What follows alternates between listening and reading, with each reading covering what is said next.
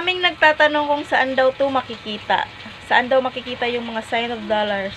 Ituturo ko po sa inyo kung saan nyo pwede makita yan. Punta po tayo sa Chrome, pindutin po natin, tapos i-search po natin yung Facebook,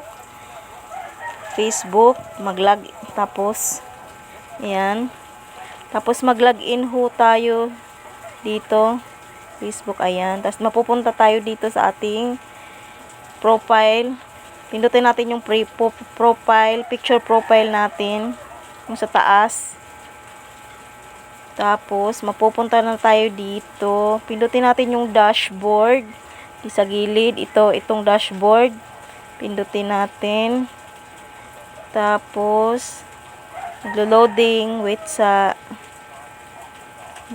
Loading pa.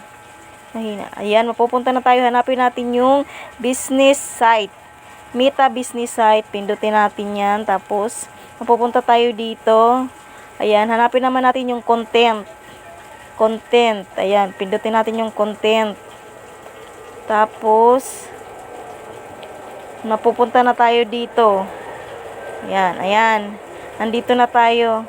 Tapos, pindutin natin yung, post type. Ayan, sa taas. Yung post type dun sa taas, pindutin natin. Tapos, pindutin yung reel. Nandiyan po yung reel, yung photos, yung video, yung text. Tapos, yung basta dyan yung makikita yan.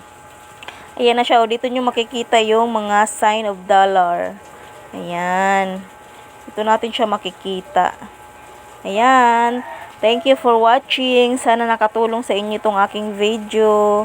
Kahit mali-mali. Thank you. Ayan. Dyan nyo po yung makikita.